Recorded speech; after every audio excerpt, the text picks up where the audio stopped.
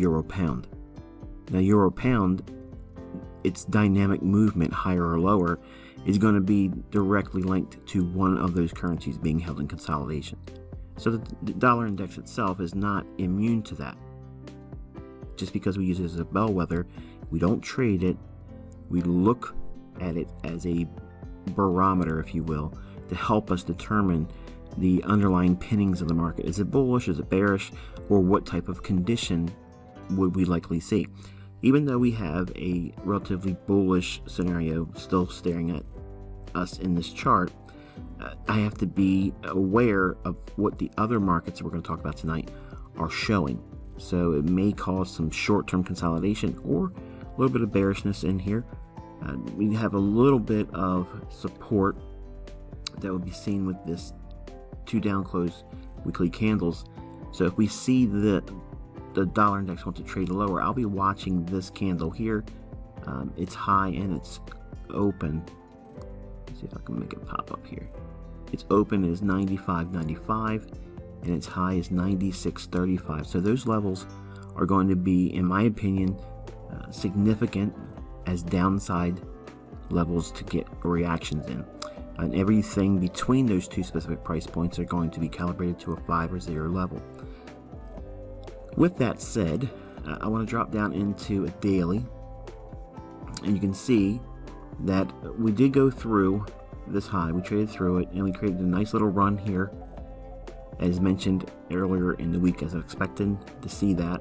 I did not want to see it run above this high and then go lower like a turtle soup, and I'm sticking to that narrative unless it proves otherwise. I just think that we have a strong likelihood that 96.35 level in here, that should find some support.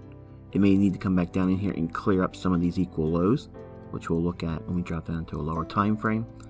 But longer term, I'm still sticking with this up here because I don't want to go against a higher time frame long-term institutional order flow. I can be wrong in the sense that the market may turn in here. This could be a high, and it may be the top of the dollar index for 2019 entirely. I don't know that. I don't care to know that. I'm sticking to what the higher time frames are suggesting because that's what I trade with. So the times that I'm allowing for myself to be wrong and allow errors in my analysis to come in, I would rather err on the side of following higher time frame institutional order flow than to try to pick a top in bullish markets. I've done that in my last 20 some years many times. Earlier in the first third of my career, I got slapped around a lot trying to do that. So it's important that you understand that when I teach this, it comes with a great deal of pain. I know what it feels like to lose a lot of money trying to pick tops in bullish markets. It just simply is inconsistent, even in my own hands. So once in a while I might get lucky, but I'm like laser guided when I'm looking for highs in bear markets and lows in bull markets. So that's where I keep my attention. But we're looking for, like I said, the expectation going into this coming week is consolidation and or a little bit of bearishness. I'd like to see it resume higher. If the analysis I'm going to give relative to the euro, cable, and gold market are wrong, then we'll see a continuation, if you will, on the dollar index going higher. We're going to drop down into a 15-minute time frame. Okay, we're looking at the 15-minute time frame on the dollar index. There's a couple points I want to bring up. This was that clear trading range that I mentioned on Twitter that I did not like. It was too clean on both sides. But now that prices traded away from it, we left it intact. There's a lot of liquidity resting below these lows. Okay, so sell side liquidity I think is going to be the target next week. At least the first half of the week, I'd like to see it trade down there. The equal highs in here for buy side liquidity pool, that was rated and we've broken down. If we looked at this price structure here, I would rather see it trade just back up to this low, not so much this one or this one or this one. I think that I would like to see it just trade back to here. So if we run back up here, close in some inefficiency to this point, that would be sufficient enough for me. Just looking at price when it's got this many lows, I'm just going to go with the lowest one and allow my money management to allow for any of these also to be traded back up into. Okay, so that's how we form fit our setup and our money management together in one cohesive plan of action. So again, the lower this is the one I would look for to get it trades back up a little bit, find some resistance there, and then distribution again to clear up some of these equal lows. That's what I'm looking for next week. So initially going into next week, we're looking for some softness on dollar and trading lower. Notice that 96.35 level, which is not showing on the chart, but it's residing just below here. So it would be interesting to see that. Let me see if I can get this to basically show. It's going to be probably as close as I can get it. Like the area is perfect.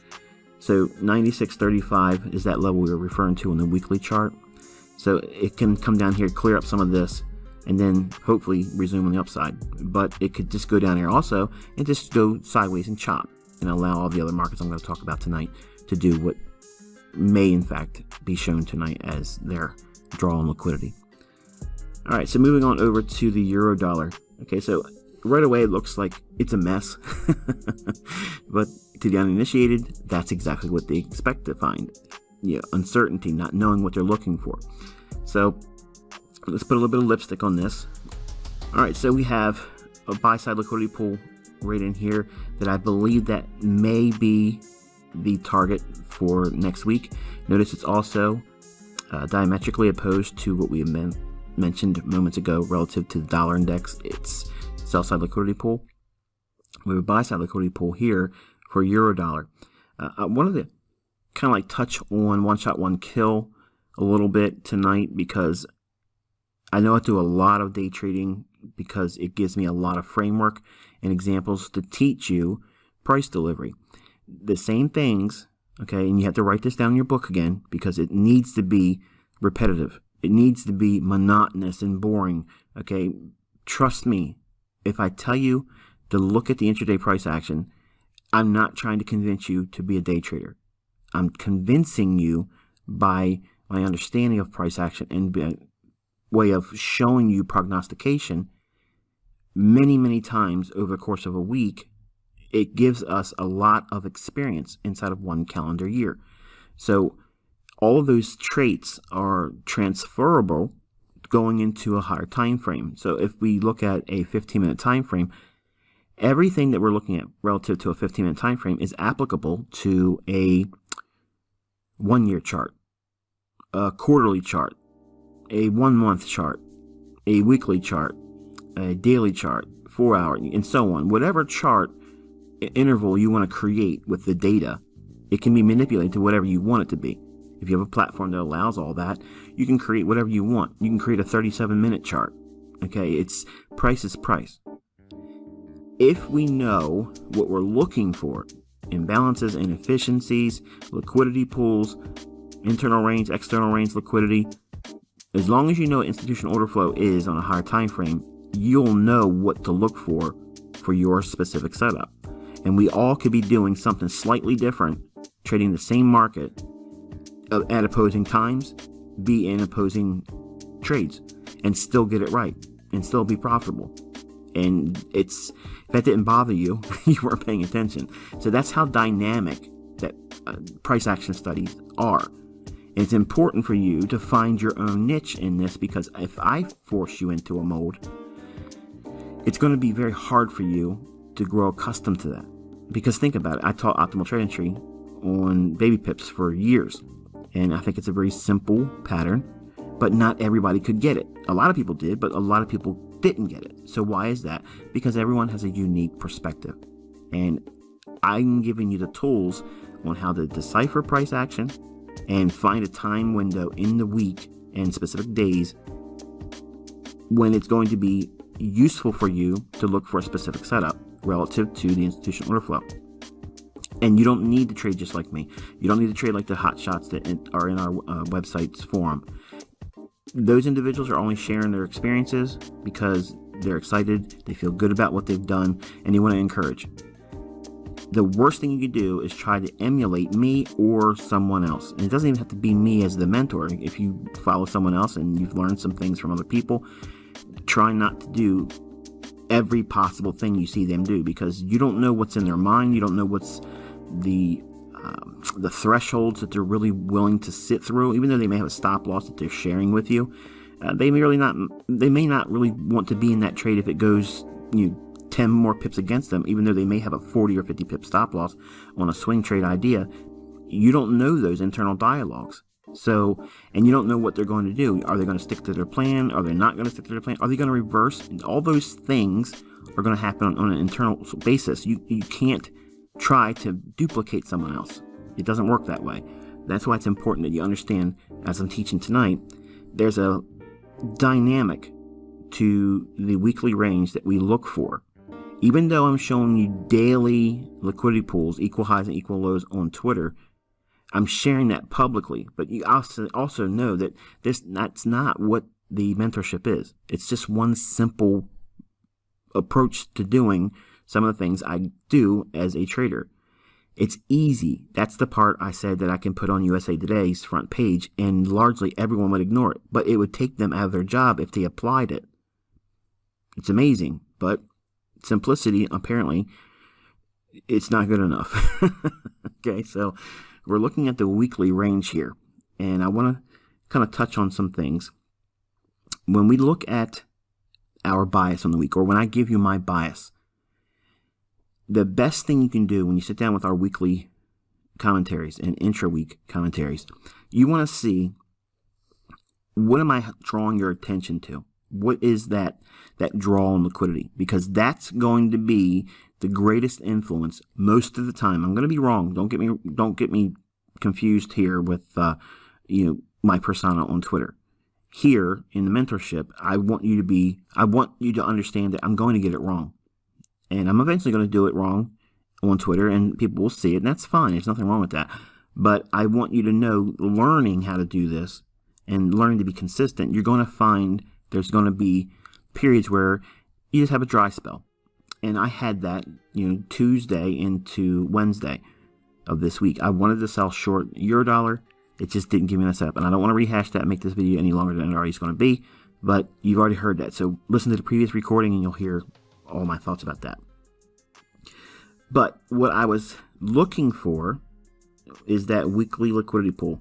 That's what's being highlighted here. So I'm drawing that red line here to draw your attention to it. So when we opened up on the week, I expected some measure of protraction or Judas swing on the upside. That's fine. We're expecting that. If it's going to be a down close week or an expansion to the downside, now what do I mean by that? And this is where you need to be writing your notes in. This is the weekly open, essentially right in here. The weekly open for me is 4 on Monday. I don't change for daylight savings time. This is my weekly open. That opening price, anything above that, I want to be a seller. Anything at that price, I want to be a seller. If it's just below it, it's a close proximity entry, that's still good enough for me. Why? Because if that's the opening price, and you know that as soon as we get to 400 on Monday. Now, when daylight savings time is in effect, or when it's not in effect, again, I'm not shifting my time window. This should be at 500 and it's at 400 because I don't care to follow daylight savings time. Now, I don't tell you that in the free tutorials, and I don't want you to get on Twitter putting it on there trying to be smart. Okay, there's too many people just widely spreading this stuff, and you're just diluting it. You're just making it of lesser value to the community because you're all paying to be here, and I paid a great deal of pain and loss to learn all these things. So like I said, it diminishes the whole thing. Believe me, no one's going to respect you, okay, for doing it. They'll love you for a minute, but once they get the information from you, they're going to cash you to the curb. So you're here, you paid for it, keep it to yourself. Be stingy with it. But the opening price at 400 on Mondays, that's the opening price for the weekly range. I don't care who else is teaching you weekly strategies, okay, and claiming that they've created something entirely new and it's innovative and they, you know who I'm talking about, okay. This is the real thing. This is what it is, okay. This is how IPTA delivers price over the weekly range. This is the delimiter, okay, where you start on 400 on Monday. That opening price, you want to draw that out all the way to what would be the end of the week. And put the daily dividers on. You'll see right there. That's what it looks like. Now, from that opening price, on Monday, Tuesday, and Wednesday, I am really, really stalking the open and anything above for a setup. I already explained to you in a previous video, I wanted this to go a little bit higher because had it done it, I would have had that weekly high. I would have nailed it. I already know I would have. But it didn't go high enough for me. And as it dropped down, I felt like it was going to slam it up there a little bit later in the day. It didn't do it. Okay, so in here, this is where smart money accumulates their short position. Now, why are they assuming short positions? Because the draw on liquidity is on that weekly chart down here. Watch the previous recording, last week's video, and you'll see what I'm talking about relative to what that weekly liquidity pool is. You want to have these levels on your chart. I don't share them on Twitter, and I don't mark them up to this degree because if I do that, you're not going to do the work and the homework and the study of marking the charts up and then seeing how price trades throughout the week, intraday, day by day, and at the end of the week. You see what I have been internalizing all week. Now, it's one thing for me to say this and say, well, yeah, you're putting it on the chart right now, Michael, because it works. No, go back and watch last week's video. I told you exactly where price was going to reach for. Granted, we want it to go lower. We want to see it trade lower into that weekly inefficiency for the euro dollar. But we have to take things on a modular basis. What's the next downside objective? We have to scale those out. And as they keep breaking, and a new one slides in the role of the next downside objective. This weekly objective for a weekly liquidity pool, that's what we are looking for price to do. We want to see it trade down there. So now, right away, at 400 on Monday, that's the opening price, and this is the weekly range. This is what we're looking for.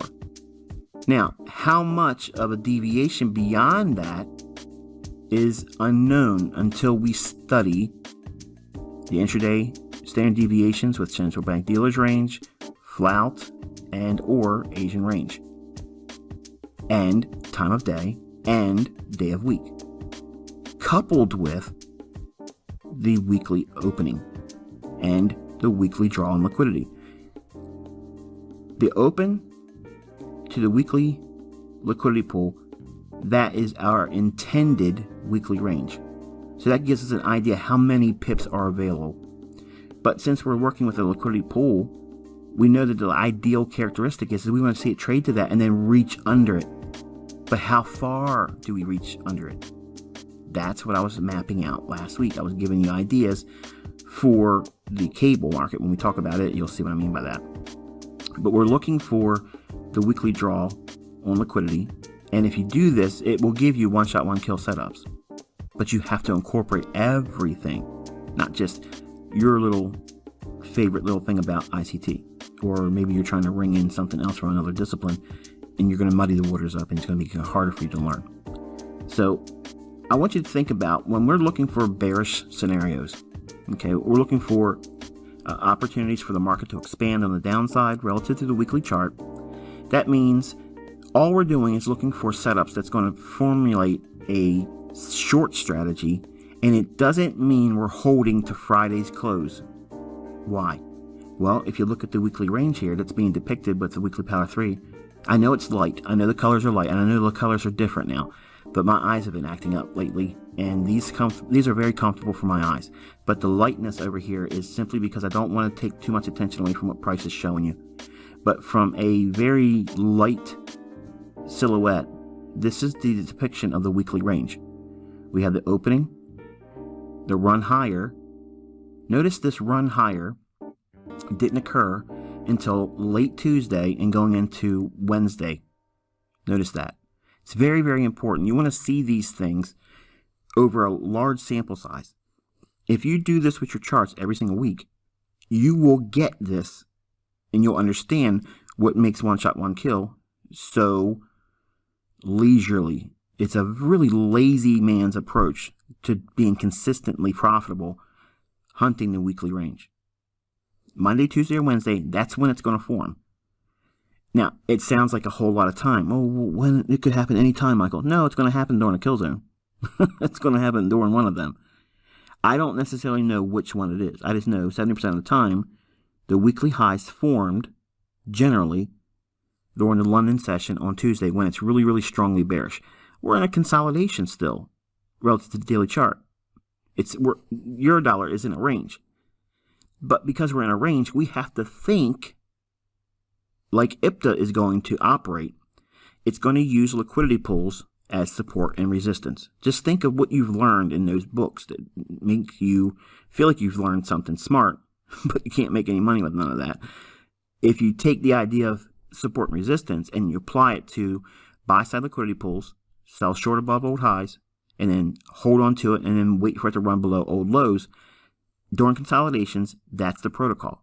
It's very, very simple. It's hard to stick to it because sometimes you see very energetic price movements and then you think, well, we're in a trending movement. No.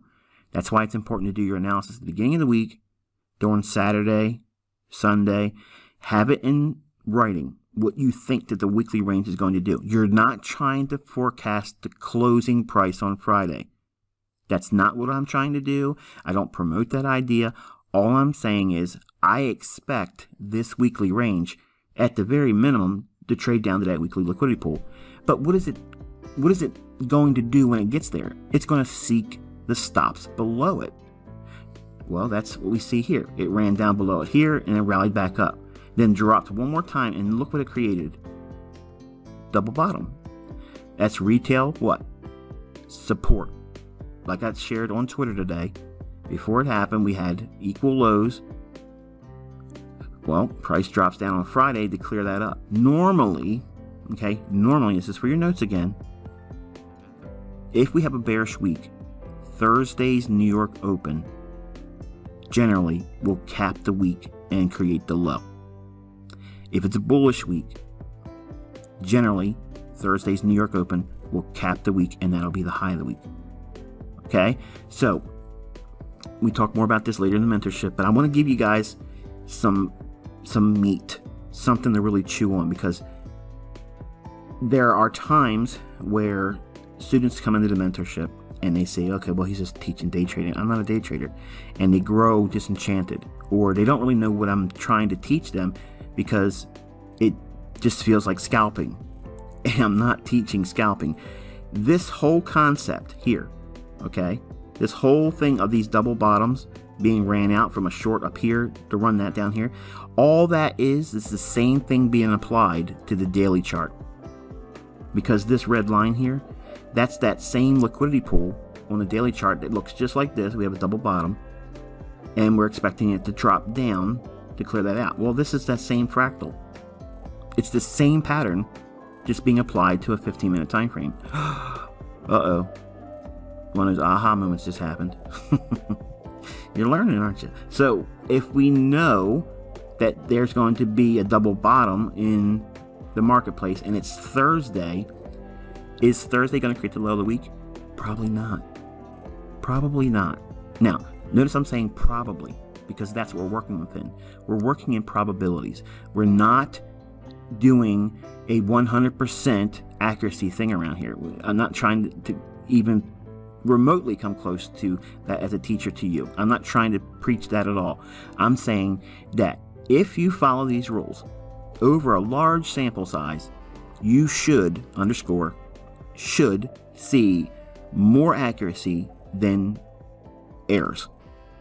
But there's going to be a large degree of human error in there, especially in the beginning. I have students that just started, and you know who you are.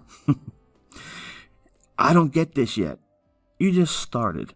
Okay, you're not going to get it the first month. You're not going to figure it out the fifth month. The fifth month is when it really starts getting crazy because you have a whole lot of content. If you start with this and use this as a model every single week, when I'm telling you where I think the market's going to go relative to the higher time frame, because that's what I'm teaching you. I'm teaching you bias with a daily chart. I only talk to you in reviews with the lower time frames. Have you noticed that? Why? Why am I doing that? Because I'm teaching you the emphasis of higher time frame premise. If you don't know what that daily chart's going to do, you're going to lose. It's that simple. You're not going to know what the day trading bias is going to be. You're not going to know what the one shot, one kill bias is going to be. You're not going to know where the pitfalls and landmines are that we have to be aware of that's going to cause adversity in our trade idea, unless you understand that daily chart, and occasionally using the weekly chart, because that's going to give us a greater parent to subordinate theory relative to price action. And what do I mean by that? What we expect to see in the weekly chart is going to be overshadowing or overpowering or controlling what the daily 4-hour, 1 hour, and 15 and 5-minute charts are going to do. Looking at a fractal or an idea, or if we think we're bullish on a 5-minute chart, it has nothing to do with changing the direction of the marketplace, what is being shown on a weekly chart. There's going to be more emphasis or strength behind that weekly idea. So when I give you the weekly analysis, what I'm teaching you before the fact that I'm telling you where it's going consistently every single week, we see this every single week. When I learned how to do this, I learned on the daily chart because I didn't have the ability, because I had a job just like you. I had to be out there working. So I had to learn, what is that daily chart telling me? And then when I was introduced to market making concepts, it quickly bridged the gap because I knew right away what I was missing. The things that we talk about on the daily chart, that is the gospel for the week. That's what we're sticking with. That's that plan A I talk about on Twitter. There's no plan B in our concepts. It's going to work or we're getting stopped out. Done. There's nothing to think about.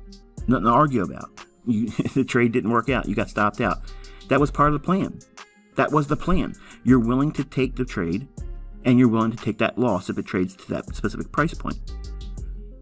Not, well, if this doesn't work, then I'm going to hurt and get back in. Because what that does, it teaches overtrading. It teaches chasing price. And it's a neophyte's approach. Period. All they're doing when they do things like that, and when students try to do that, they're trying to create a situation where they're always going to have an answer. You don't need that. Focus on the higher time frame. Look where the draw on liquidity is going to be, and then frame your ideas every single week based on what I'm showing you. When you do your demo trades and you work within that context, and why are you actually working with Aussie dollar? Why are you looking at Kiwi? Why are you looking at the British pound versus the Japanese yen? All you're doing is prolonging and deferring your understanding because you're distracting yourself with looking at other pairs. I'm only giving you 2 pairs, euro dollar and cable. And I'm teaching you a gold mine of insight because these markets are being heavily manipulated right now. So I'm teaching you, even in those environments, I'm able to find setups. The people that are new here, wait till we get into the trending market. You're going to think this is ridiculously insane how accurate, how powerful it is. This is where you're going to get all your money taken from you. But if you're not paying attention and studying only the euro dollar and the British pound versus the dollar, you're stunting your growth. So that's my soapbox for tonight in this week's review. And I really want you to listen to this video a couple times, not just once, because there's a lot of things going in it tonight that are going to help you bridge those gaps that you're having right now, keep you focused on what you're supposed to be looking at and studying each week, and help you formulate an action plan. Because I point to where it's going. Then what are you supposed to do then? What are you studying? Everything you learned in the current month's content, and only apply that. Those lessons will build on each new month's content. But if you apply what I'm showing you tonight, it will supercharge your growth and your understanding. Okay, so let's go back into it. We had the high of the week form on Wednesday. Well, that's right out of the free tutorials, as you would expect. All right, so let's go back into the chart here. We're looking at the Wednesday high. So this is high of the week. The market trades down. It reaches into that weekly liquidity pool. It does so here. Rallies away, trades one more time, creates a double bottom. Comes all the way back up to at least the equilibrium price point of the weekly high, from this high to the new low. Trades back up to midpoint of that. Why does it do that? IPTA does that to pick up more orders and allow fair value entries on the banks.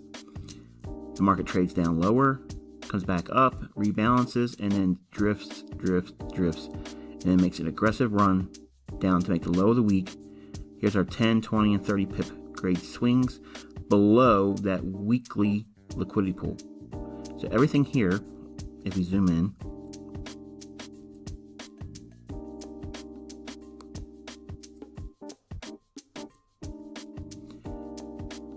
$10 pip right here, 20 pip right here, 30 pip here. Just fell short of it. It's like 29 pips or whatever it was. Didn't quite get down to 30. But it gives you a nice rule-based idea every time we look for a run on liquidity. So when we have these theories, okay, when we're looking for price action to do specific things relative to that daily time frame, we incorporate the daily time of day and the kill zones to formulate ideas when liquidity will be rated, okay, when the stop runs occur. All of the things that cause the market structure theories, like we have these double bottoms, which is what we call on the Twitter feed Candyland, they don't like to leave price action like that. So we're going to anticipate this whole run here. If we know that same fractal that's being shown here works on a 15-minute time frame, and it works on a 1-minute chart, a 5-minute chart, why won't it work on a daily? Absolutely will work on a daily. In fact, it's going to work more often on the daily than it will on any other time frame. Why? Because the interbank is based on what that chart's showing. It's going to give you the truest form of knowing where the market's going to go, the most sensitive price points on the highs and the lows, where there's fair value, where there's inefficiencies, and where there's buy side and sell side liquidity. Everything you're looking for is derived from that daily chart, because you can still pick up the insights that would be seen on a weekly chart by studying a daily chart if you know what you're looking at. Now, don't read too much into that and say, send me emails or ask me on Twitter, what did you mean by that? You learn all that in the mentorship and beyond charter level. It's important for you to stick to one narrative. That means seeking liquidity outside of the candles. Now, what I just told you is what I hint at all the time on Twitter. But the uninitiated, they have no idea what I'm saying. I'm looking at what's outside of the candles. That's the liquidity. In this case here, it's the sell side liquidity pool. There's nothing down here that's being seen in retail's mindset in terms of what they see on their chart. They see that as support. I don't. I see that as liquidity, and it's outside of the chart. Think about it. You look at, as a retail trader, support, resistance, trend lines, moving averages, indicators. They're all very interesting. They're entertaining, but they rarely work. I look at things that aren't necessarily seen in price. I show you where fair value gaps are. I show you where inefficiencies exist. Buy side inefficiency, sell side inefficiency, buy side imbalance, sell side imbalance. I show you and tell you what the narrative is that creates those things and why the market will reach back to it and what it should do once it gets there. All of that is outside of the understanding of a chart from a retail perspective. That's why you, as my students, are learning how to do what 99% of everyone else around the world cannot do. Predict price. We do it every single week based on what we do on that daily chart. That's the secret weapon for bias. If you do not use that daily chart, you're going to struggle with your bias. It's just as simple as that. So if we go back and we look at that idea of when the market is seeking that higher time frame draw on liquidity, which is again is that weekly liquidity pool, from Wednesday down to here, we're above that opening price. So all up in here, we're close to, if not at the very high of the week. Why would I say that? Well, we have equal highs in here. We have a high and a low, so there's a range in there. So if we just look for simple optimal trade entries, go back to baby pip days, low to high, we're basically at the sweet spot, creating the high of the week. So everything I was giving you on baby pips still works, but you need to know how to use those things I taught on baby pips. Once you understand mentorship level, you can go in there and pull out Trader's Trinity, things I don't talk about anymore, and you can literally look like a wizard to the retail world, because you'll be able to do things with price action that no one else is able to do, because they're looking at patterns for pattern's sake. They're looking at Elliott wave and trying to decipher what's the count, what wave are we on, what ratio should I have if I'm a ratio trader, what harmonic pattern is harmonic right now. Okay, it's, look, anybody that's interested in harmony, okay, in what they're doing, use eHarmony, okay, and they're not a sponsor. That's the only harmony you need to have as an individual, okay? Because if you try to incorporate harmony in price action, you're going to find that you are going to struggle. You're going to find that you're trying to force things. You're trying to look for things, okay? Instead of saying, what is price most likely trying to do here? It's going after the money. Whose money? Large funds. It's just that simple. It's just that simple. That's why COT works. COT data, Commitment of Traders reports. What is that? It's showing you the relationship between the large pools of liquidity being held by the large funds. Who gave those positions to them? The counterparty is the commercials, the large institutions, the banks, the producers or manufacturers of that market or commodity. Since the currencies are a commodity, we understand that the relationship for price delivery is not based on the retail universe. Retail is too small. It's too insignificant of an animal that doesn't leave a mark. It just can't, it doesn't support it. But large funds, okay, large funds are the market. They are the buyers and sellers. The liquidity providers are the commercials. So we look for the relationships between those two parties in price action, and where their stop loss would be, that's where the market's going to go. Where a return to a level that would not necessarily be seen as bullish for a large fund trader, the commercials would see that retracement lower to fill in some fair value, and then pick up more orders and then go higher and move against the intermediate term swing low and high that would be against the large fund's position. And you'll understand what that means later on in mentorship, because I'll teach you specifics on how to find it in price action, real accumulation, real distribution. And you can measure that with tools that I'll show you using price action. But when we look at the weekly analysis videos, it's important that you go with a specific plan. What are you supposed to do with the information I just told you on Mondays, usually, okay? And I'm trying to get in the habit of doing this on Friday, so that way I have the whole weekend to myself, and then Monday I'm doing what you all are doing, looking for setups, okay? I'm not worried about making a video, okay? So what do? If I'm bearish, okay, I want you to go through this protocol. Find out what the opening price is on 400 on Monday. Draw that all the way out to the line that would create the end of the week for Friday. And that's your opening price for the week. When I'm bearish, the ideal scenarios are going to be very, very close to that opening price. You want to sell short when you're bearish at the opening price or very close to it, and ideally above it. Because if you do that, you end up getting the weekly power 3. And you're entering just like the banks do, right up here in the high. Knowing that the higher time frame draw on liquidity is that weekly liquidity pool, that's the range, okay, from this opening and anything above it down to that. So that's your range. You're looking for setups between that. When will it form? Monday, Tuesday, or Wednesday. Now notice it's up here on Wednesday, trading above the opening price. And we hadn't really started to take off going lower yet until in here.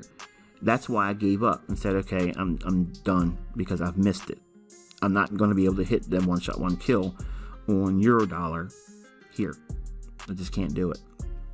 So I need to wait for another day. What day is it going to be? Well, Thursday set up beautifully because I had a double bottom here. And I didn't believe, and you'll see over long periods of sample size, that if there's a double bottom midweek during a bearish week, Friday's going to be used to disrupt it. And this is typically what you see for a non-farm payroll.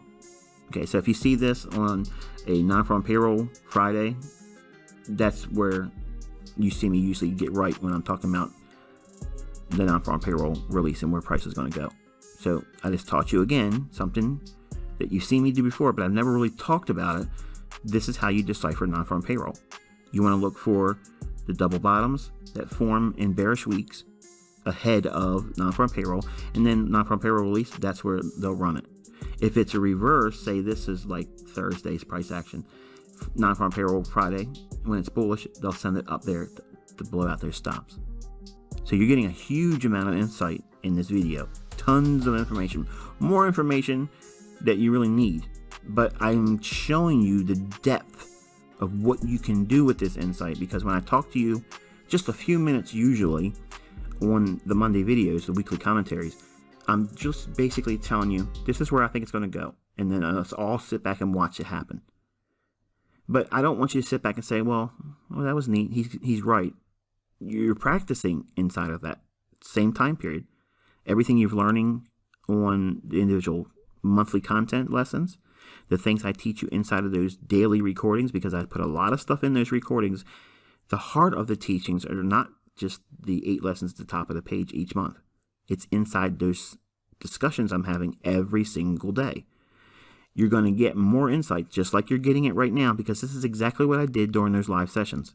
I gave you things that you're not going to get in a PDF. You're not going to get it in a specific teaching video, because I already know what most of these goobers are doing. They're selling it, and they want to make it neat and clean. That way the people keep buying the next video. I don't want it neat and clean, because you've already subscribed to this as a long-term membership. Oh, now it makes sense. I didn't just come up with this idea in 2016 on a whim. I've had very, very lengthy experience with people taking my stuff and abusing it.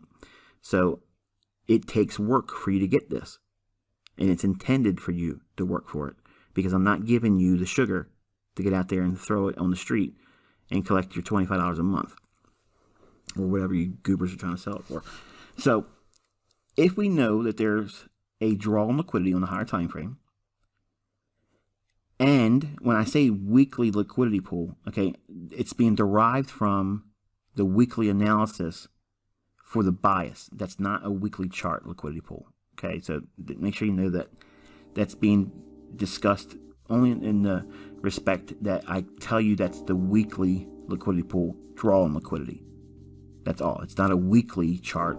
I guess you could still classify it technically as a weekly chart liquidity pool if you look at what we talked about last week relative to this level. But that's the range. Okay, this is your range, the opening down to that. So there's your dealing range. Okay, that's your weekly dealing range. Now there's going to be deviations outside of that weekly range that create the opposing extremes, which is the low to close or the open to high. Now if we're bearish, like I've been on euro dollar, because I'm bullish dollar, we're expecting that opening price and some measure of protraction, okay, or Judas swing basically. When it goes up, this whole run up is a suspect price move. It's fake. It's false. It's meant to get people excited. Look at the energy. Once we got back to the opening price of the week, a huge run in one single candle. It expands up. That's very, very enticing to a retail trader. And it's also frightening to someone that's short. They start thinking, man, I'm going to get stopped out. They collapse their trade, or they get their stop really taken. Then it consolidated, and then one more time they punched it up on Wednesday, and then off to the races it went. I didn't capture anything in here, as I mentioned. I would have loved to have been able to do that, but I know what I'm looking for. So when price rallied up in here, in that run, that's exactly what I was looking for. Back to equilibrium. What's the equilibrium? The low of the week so far to the high of the week. It goes right back up into the middle of that. It left equal lows. So what am I expecting? Friday run on liquidity. So I want to capture the market move when it's going against that run on liquidity down here. And because I expect it to go deeper on that weekly idea of that weekly expectation that we're going to go lower, the liquidity pool on those equal lows on the daily chart is this red line. So if I expect a run below that red line, if we do our grading of 30, 20, and 10 pips respectively, you can see that there's a great deal of symmetry to that and precision.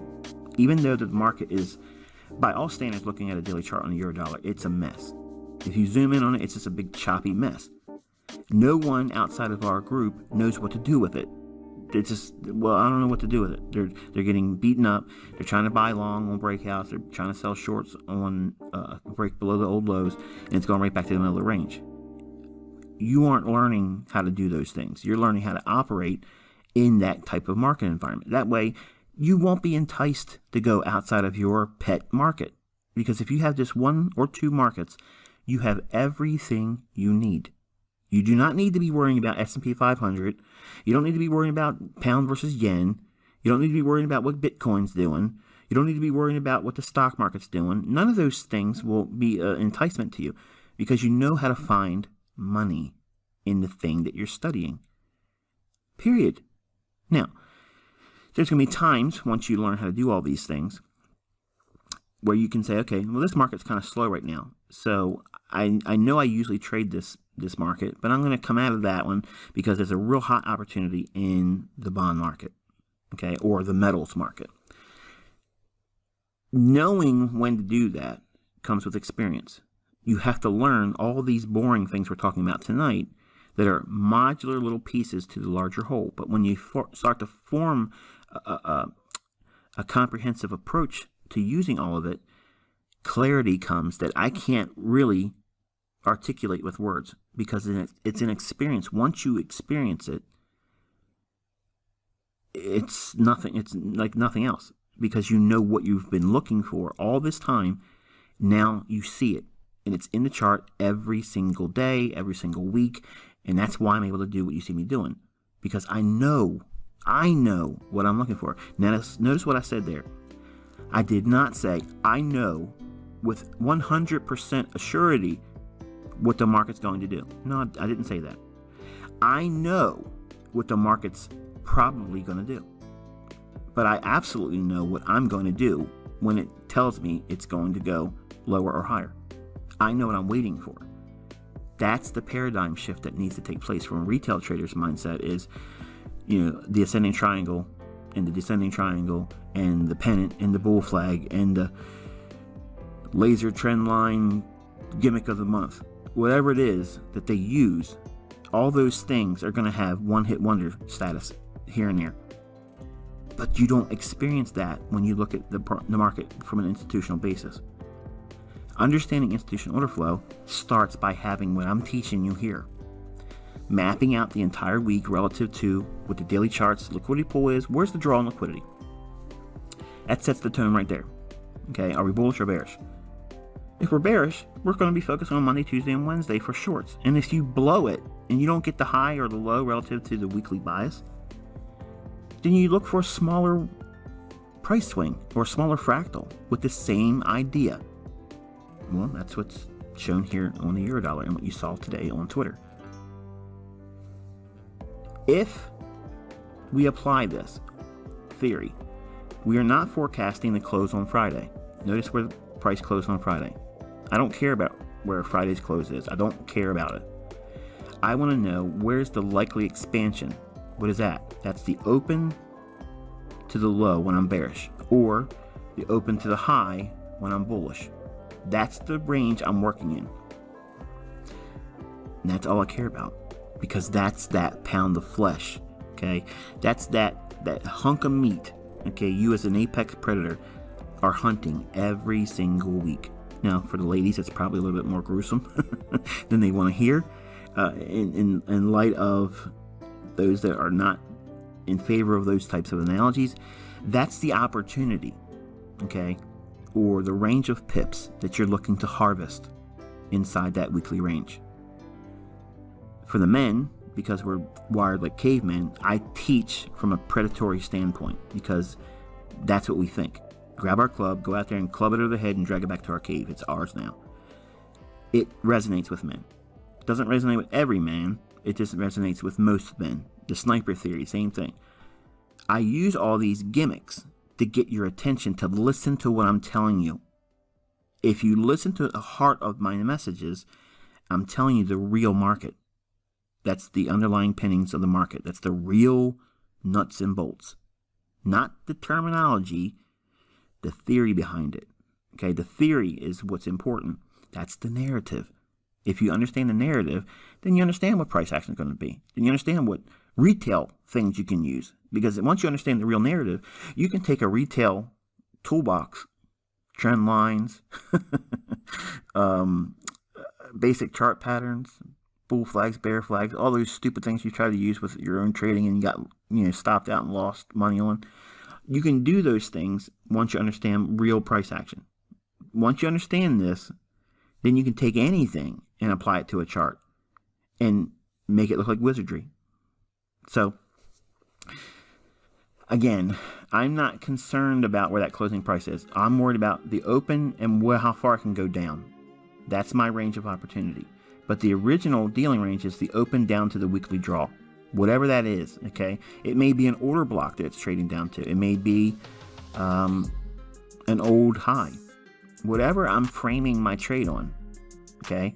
It's not limited to just using liquidity pools. That's the easiest one. And if you just use that one, guess what? You'll be a success at it because it's easy to do over and over and over again. But I just want to know where that expansion is likely to go to, because that's going to give me opportunities to scale out where's my draw on liquidity here. Okay, so if I know that that's a liquidity pool, they're going to want to sweep below it. How far below it? Well, start doing your grades, 30, 20, and 10.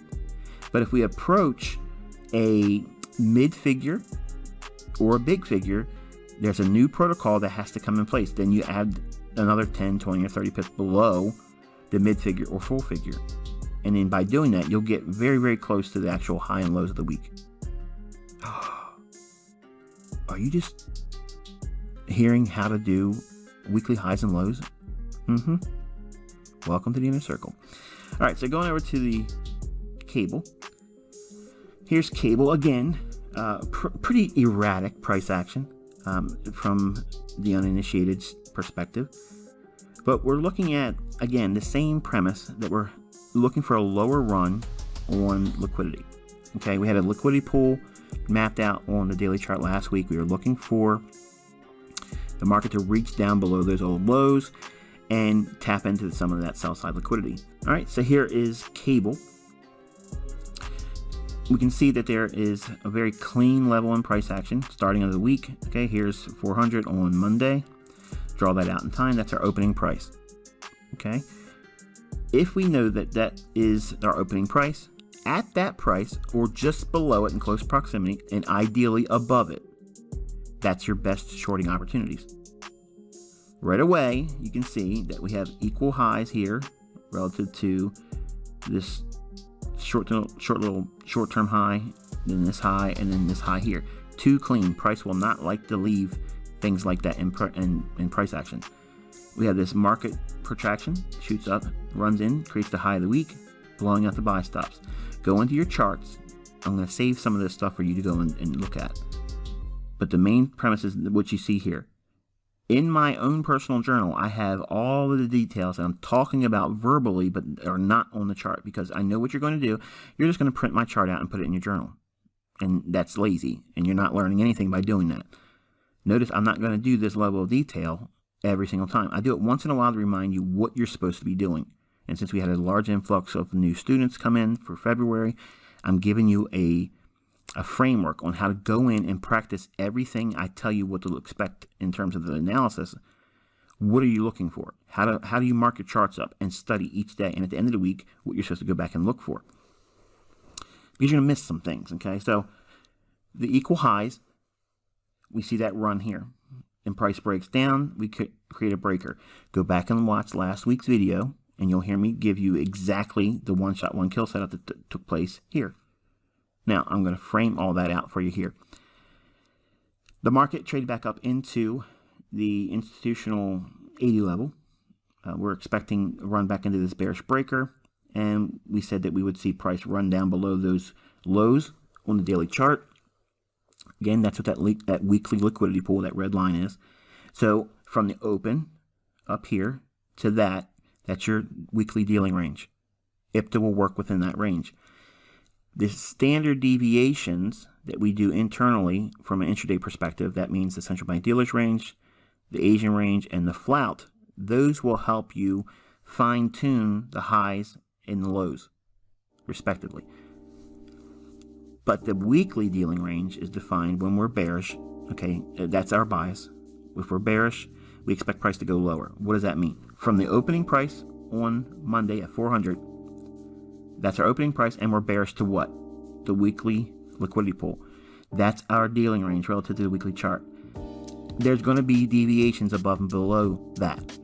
We want to be ideally in some movement above that opening price, because that's where the smart money accumulation is going to be on short positions.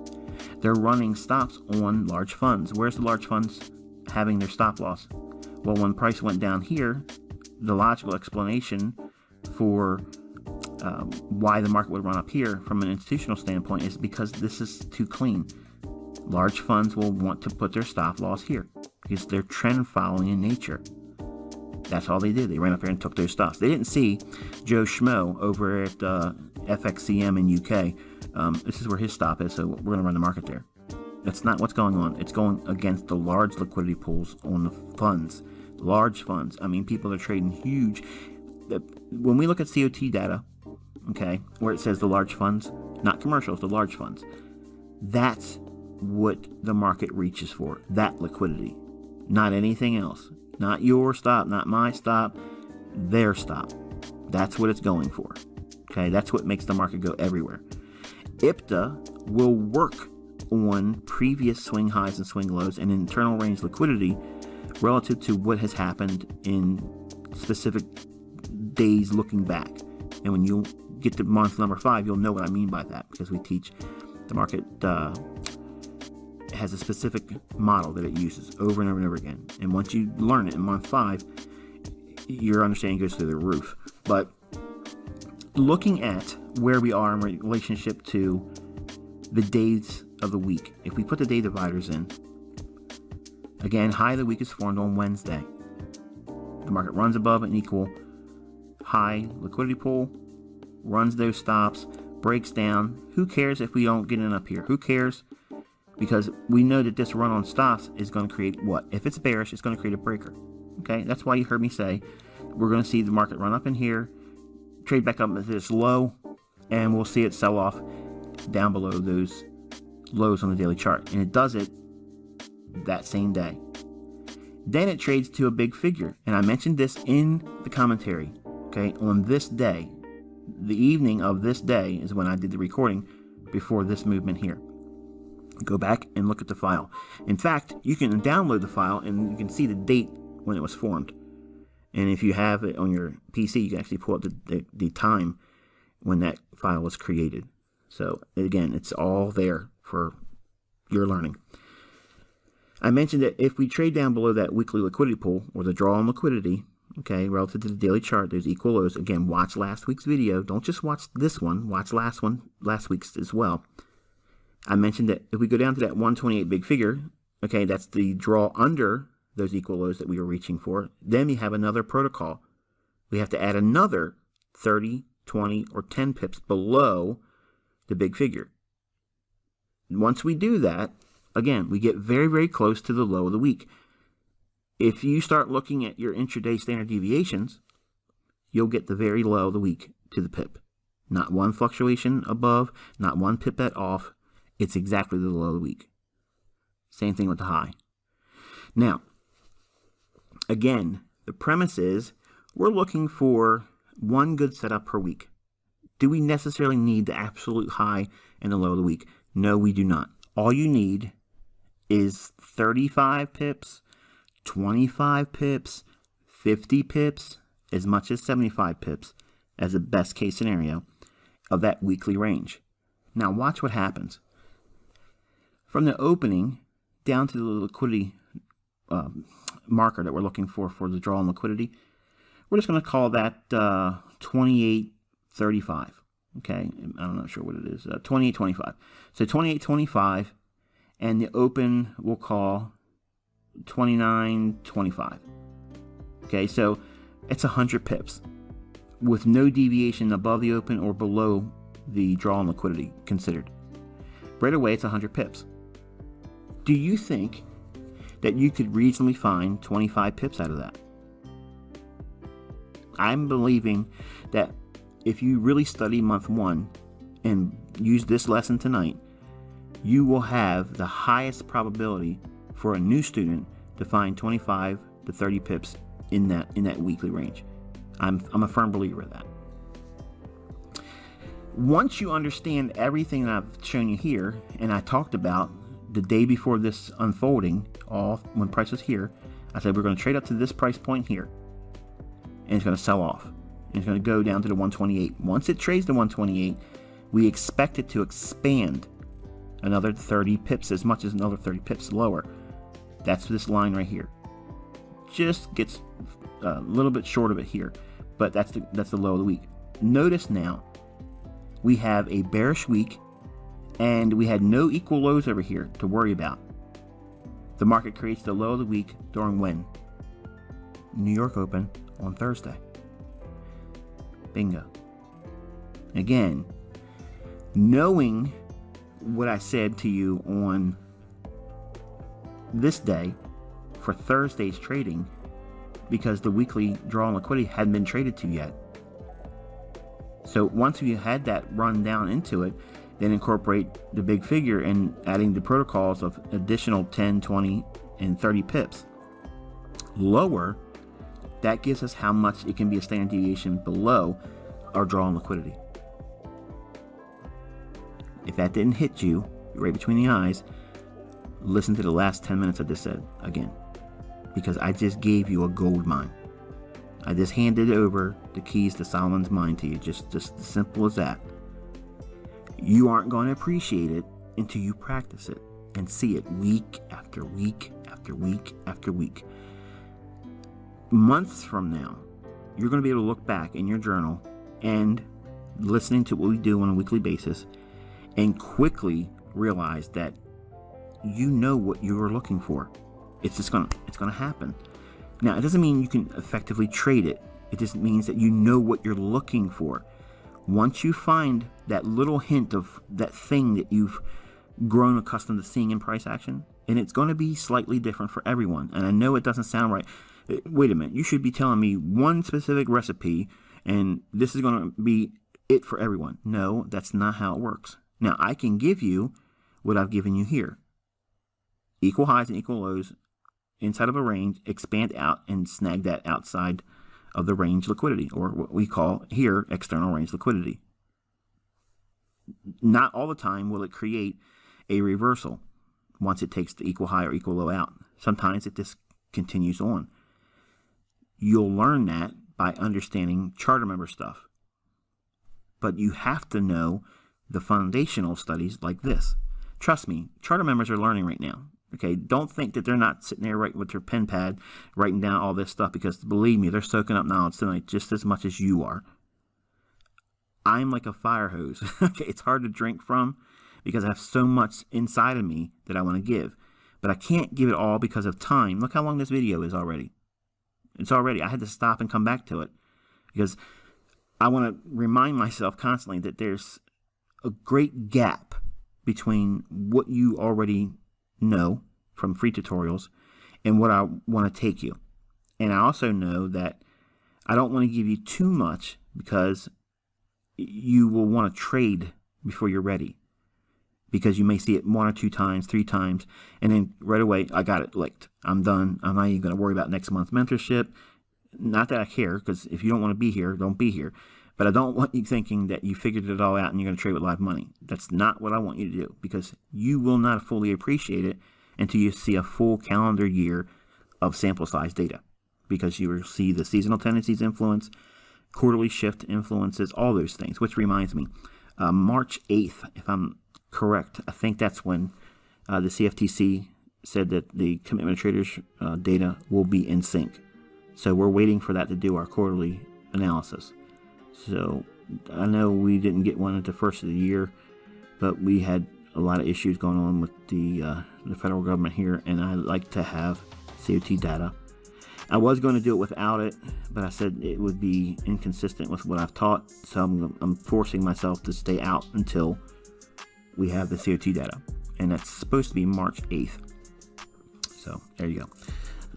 But we have the market reach all the way back up into mid-range equilibrium, leaving a great deal of uncertainty for cable. Now, because there's really no clear draw or equal highs in here for cable, and here's another $1 million tip, we have something very clear for euro. Nice equal highs. For the dollar index, we have these equal lows. So think about what I've shown you here. Price action is really clear for this potentially to be ran out on dollar. So we're bearish dollar. Okay, there's a given. Going into next week, initially we're bearish dollar. Roll that into euro dollar. Well, we have bullishness for the buy-side liquidity pool. We'll probably see it pop up into there. Okay. Do we see these same signatures in cable? No. So what does that mean? When I see situations like this, this tells me that euro dollar is going to be stronger and cable will probably be held in a range. So what does that mean? Euro pound is probably going to be bullish next week. Euro pound will probably see some expansion on the upside when we see situations like this. Okay. If I'm wrong, it won't make a difference because the stop losses, if I take a trade, will do its job. I'm not worried about a plan B. Okay, I'm not worried about that. My bias becomes questionable, or it needs to potentially be revisited for another change once the euro dollar clears the buy stops here and the dollar index clears the sell stops here. But until that happens, I'm sticking with plan A. There's no plan B. Okay, so I'm waiting for that to happen. If we rally, never even get down here, then I'm wrong. It's simple as that. There's no, well, let me find an excuse to justify. No, you're wrong. Your stop's going to do its job.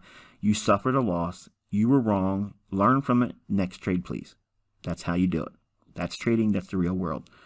So going back to cable, the one shot, one kill is this setup here. 50 pips, range from here down to here, plus do all of the run to the big figure.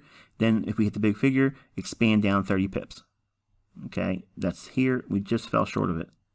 But again, use your standard deviations for central bank dealers range, flout, and the Asian range on this day here. You get the actual high and the low. And you actually end up getting the low of the week and then the high of the week over here on Wednesday. Now, by taking all those things and blending them together, and again, not trying to forecast the closing price on the weekly range, because again, that's what this yellow drawing is. I'm drawing out what a open, high, low, and close candle, or bar, not a candle, would look like on a weekly basis. So when we internalize price action every day, yes, we look at it on an individual intraday basis. But the way I internalize price is this is what I have in mind.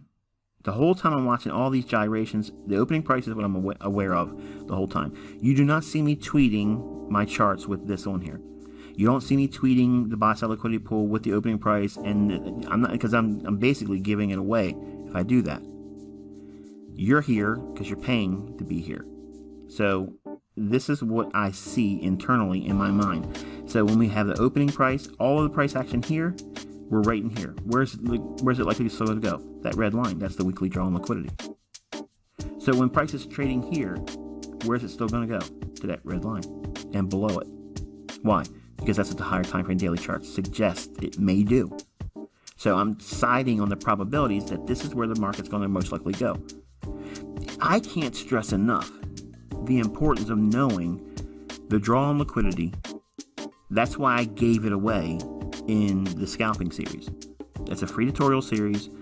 Those 3 videos are absolute gold mines, because I'm giving you and everyone else that watches it a very, very simple approach to knowing where the market's going to go and how to operate in it.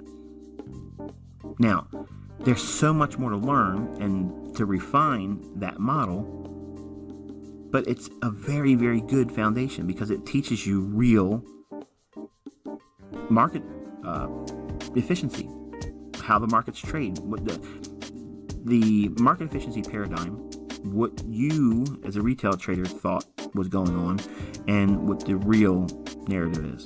That's that market efficiency paradigm. Everything that you think is going on in the marketplace is 180 degrees opposite to that. You think it's this, when in reality it's that. Okay? And it's the truth. It really is the truth. So if you see all the things that we talk about, it seems like a lot of moving parts, and seems like a lot of random hodgepodge, unorganized, fragmented teachings. How's this going to come together? Believe me, I designed it this way because you need to know them individually. But when you practice each week, you're going to see these types of things unfold. Every single week, things like this repeat. Think about this. Why did Thursday's New York Open create the low of the week here? Because there was nothing else for it to run to. It ran its weekly liquidity pool and had no double bottoms to reach to go lower, unlike Eurodollar. See that? Double bottom, rated, back to the middle. Cable, no double bottom, New York Open, done for the week. Now, knowing that, it will keep you from looking at this high to this low. Oh, here's an optimal trade entry going short. It filled a void. No, it didn't. No, because anyone that went short doing something like that, they got crushed. And they're probably feeling, if you've done that, you're probably thinking, wow, he just explained what I did wrong. Now you understand what was wrong with that idea. Because when we map out our weekly theory, we're not looking for 500 pips, okay? We're looking at the nearest realistic draw on liquidity. Now, once it trades there, we have to reevaluate it based on time of the day and what day of the week it is, because IPTA works on that basis. Day of the week, time of the week, time of day, period. Simple as that, okay? Now, it doesn't feel simple to you, but when you watch this video 2 years from now, you're going to be like, I know exactly what he's saying now. I didn't understand it so much when I listened to it the first time, and I can see it when ICT points it out and draws it on the chart, but I just can't see it right now. You know what? That's normal. There's nothing broken inside of you. You're not stupid. You're not slow in learning. It's not too complicated. It's something new that's technical, and you need to have time. You need to submit to the time aspect of this, because I cannot tell you how long it's going to take for you to get it. It took me 6 years with no one helping me to figure out my first pattern. And that's what I gave away in the Scalping series. That was my first profitable understanding. And it still works today. Gravy train. From that model, I learned everything else. When not to use that model, when to fade it, the things that happen in between that model's framework create scalps. If you apply all those things to a weekly chart, you have a long-term position trading strategy. What? Yeah, how about that? Because price is fractal. So I don't personally like the long-term trade, but if you do, these components and concepts, all these things work the same way there. You don't need to worry about kill zones. You don't need to worry about any of that stuff. It helps because it helps you frame a really, really low risk entry with a higher time frame. You can end up with like 101 R multiples on trades, because if you use a day trader or scalper's entry strategy on a move that you expect to trade over months, the R multiples are ridiculous. It's insane. Okay, it's ridiculous. That's why it's important to learn scalping, because you can really, really break down the risk. You're always going to have risk, but you can reduce the risk down to such a degree where it just it's unimaginable. Let's just say it that way, because if you literally look at a move that took place on several months on a monthly chart, go back and break those the beginning of those movements down on a basis like I'm showing you here, and you'll quickly see how you could have done that many times with less than 20 pips as a stop loss and capture 1,500 pips, things like that. I'm not saying you're going to make 1,500 pips. I'm saying that those are types of examples you can do. You know, what's 20 pips risk to make 1,500 pips? You know, that's a huge R multiple. So risk reward models are insane when you do those types of trades. I don't have the patience to hold on to those, and I like to have velocity. So that means I'm going to see a lot of setups that I can pick and choose from inside of that weekly range and the idea that I have on the weekly range. And I can compound my money greater than someone that sits in a long-term position trade. Now, I'm not stating that if you like long-term position trading that you should be coerced out of that thought process to do short-term or day trading, because it can have more velocity and I can compound faster, so therefore that makes it better. No, it's not. What is the better method or model is the one that suits you and you're not comfortable doing anything else. That's the right one. The one that you're comfortable doing and uncomfortable not doing. That's your model. Clearly, you see me excelling at what I do best, which is one shot, one kill and day trading. I know it like the back of my hand. I don't care what market it is. If it's moving, I'll be able to do just what you see here. That skill set creates a great deal of confidence. That confidence, if you don't rein it in, will become overconfidence and an arrogance, okay? And I still suffer from it. So I allow myself to not be arrogant in my trading because I have a Twitter account. And I allow myself to play online. And I say whatever I want to say out there. I don't worry about who it's going to offend because it's my outlet. And then in here, you see how I am. This is how I am when I'm trading. I absolutely am all business. I don't want to be monkeying around with anything. I'm not goofing off. I know what I'm looking for. I'm waiting for it. When it enters my crosshairs, it's dead. On Twitter, you don't know what you're going to get. But the things I tell you about the marketplace are true. My mannerisms and the way I act on Twitter is just a character. That's me being relaxed about everything that I do, and I'm trying to get a rise out of other people. And it may not be the rise that you think I should be getting, and I incite a lot of drama because it's entertaining for me, but it also allows me to release the ego side of my trading and keep it out of the mentorship and keep it out of my personal trading, because ego and arrogance will make you think that you're better than you really are. And believe me, I know where my limitations are. I know that I'm blessed by God. I didn't deserve this level of success apart from his providence. And if that offends you, deal with it, because I am a firm believer that that's where it came from. You may feel that you've learned it from me, but I'm telling you, you're getting it from him. And I'm just a conduit. So if you submit to the long-term process that I'm laying out, you will get this, folks. You will get it. But you cannot get it in the first couple months. And you're not going to get it your first pass through the full 12 months content. You're going to have to go back and revisit some of these things, because there's a lot of content. There's a lot of things you're going to learn about yourself. And things that you want to do right now, you're going to learn later on that it's not possible for you to do what you thought. And you have to do a different approach.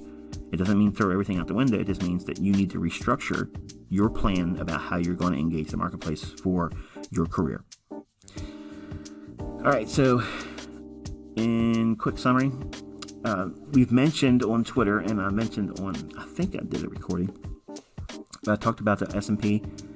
I told everyone to note their charts for these equal highs. We have a sell side imbalance, buy side inefficiency, and we have the triple top. So we're making fast work of getting back up into there. A lot of retail traders were trying to capture the top here. Wrong. But this buy side liquidity pool, I still think that's the one we're going to reach into, and we have this low that closes the inefficiency up, and then notice we have the double top up here. So we could run through here, pick up some orders, and continue on the higher path to get that higher high. That's personally what I think is going to happen, but we still have to figure out what we're going to do once we trade here, because it could go up there and then come back rather wickedly, and then longer term, come back here later on in the year, or just make a straight run for it, and that would be really impressive.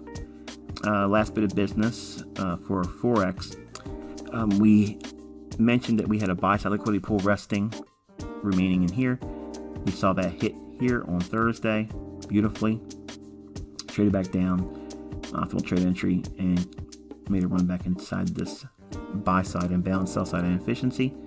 We'll probably see a little bit more of that, and then we'll see if we want to target the liquidity resting below this low next week, because we have that bearish dollar. And in the final discussion, this is gold. All right, so gold, I mentioned on Twitter that we were looking for this run above these equal highs. Now think about what I mentioned on the dollar index. I said that dollar could go sideways, it could fail to rally, and it could fail to go lower. If it picks up steam going lower, this is going to cause the dollar bearishness to roll right into bullishness for gold. Right now, this is our equilibrium of our original consolidation here. So expect some sensitivity around that 113.35 level. If we run through 113.35, it's going to be a clear shot right for these equal highs up here.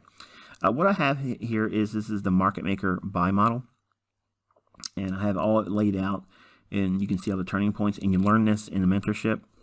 So if you haven't figured all this stuff out yet and haven't got to that month where we talk about it, trust me, everything, even at the charter level, will be built upon. So anything that a charter member thinks they know about market maker buy and sell models, they don't know it all yet. And trust me, it gets insane. But the curve is the lowest point at which the market created the low and then turned. Anything to the left, okay, that's what we refer to for our PD arrays, and you'll learn about that in month 5. Everything to the right is where you actually have to use for your entry patterns. The weekly chart shown here, if we drop down into a daily,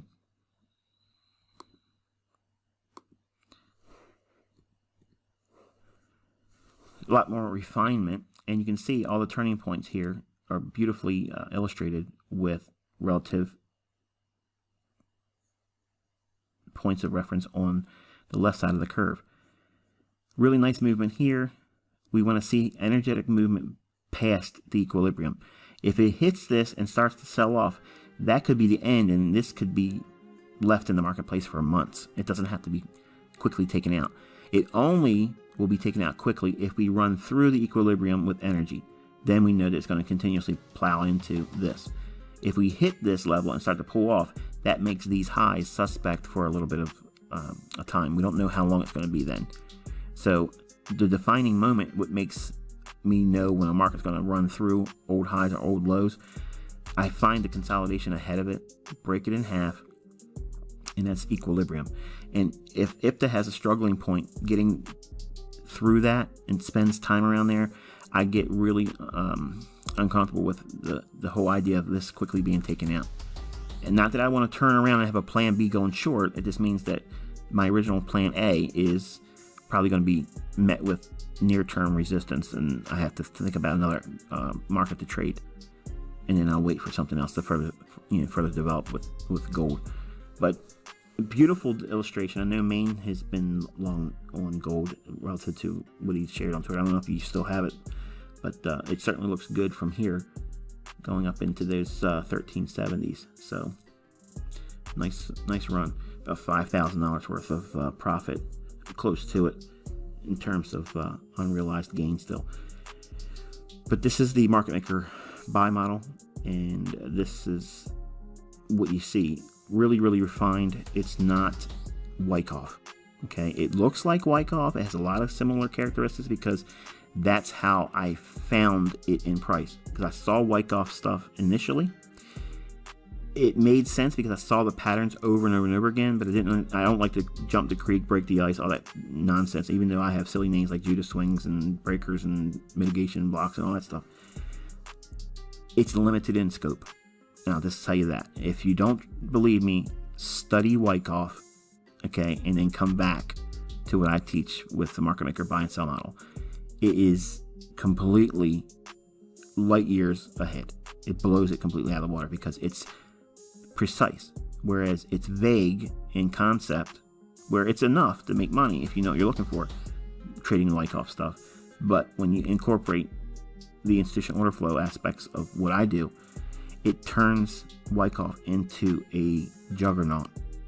And I've always been up front and told everyone that Wyckoff was the foundation of my market maker buy and sell models, but it is not what is being shown. And everyone that's ever studied Wyckoff, that is in the mentorship, knows right away that yes, I was influenced by it, but I put it on steroids, and nobody can argue against that. You just can't look at something and say, oh yeah, that's the markup phase and the markdown phase of Wyckoff, and that's all it is. No. Study what I'm showing you, because I'm giving you the actual turning points inside of the overall markup and markdown phase. No one else is doing that. So, it's to the pip too. So nonetheless, we have a full basket of things to watch this week. We had a lot of things we talked about in this recording. This video is chock full of huge amounts of insight. I took a sampling from just about every month's content and gave you like little samples of things. All of those things that I gave in this video all are foundational to a model. You can create a dozen different price action models based on this one recording tonight. You don't feel that you know that much because you just heard it one time, but I gave you so much insight in this one recording. What I just gave you, if someone were to ask me, can you come and give a keynote speech on trading? This is what I would talk about. I would use these charts and I would say what I just said tonight. Simple as that. Only people that are versed in technical analysis would appreciate what I said because they've messed around with price action for enough time to know that everything else is falling short of what we're learning here. So if it didn't feel that impactful, chalk it up to you just simply not being versed enough in technical analysis or studying charts long enough. Everyone that has studied price action to any degree and with any other style, what I've shown tonight is going to feel like a missing link. It's going to feel like I just bridged a huge gap. It brought you a huge bit of insight. It brought you closer to your goal as far as understanding what price action should be doing right now and how to trade and engage with it. The unlearned, the new students to trading, many of you are going to be by way of crypto. Your first exposure has been through the crypto markets, and that's not true market delivery. That's mania. So if you feel a little detached still, it's because you just don't have enough chart time. And maybe some of you are saying, wow, this is really technical, but I can see what he's saying. Could I find it on my own? Probably not. And guess what? Let me repeat that. It's normal for you to feel that way. It's absolutely normal for you to feel that way because you're learning. You didn't learn how to ride a bike the first time you got on it. You fell off of it. You didn't learn how to drive a car the first time you turned the ignition. You bumped the curb. You hit the bumper on something. You hit the cone when you were practicing. All those things are normal. Don't put too much emphasis on being perfect right now, because I'm not perfect and I authored these things. So relax, allow yourself to develop, and I'll talk to you again midweek around Wednesday with another update. Until then, I wish you good luck and good trading.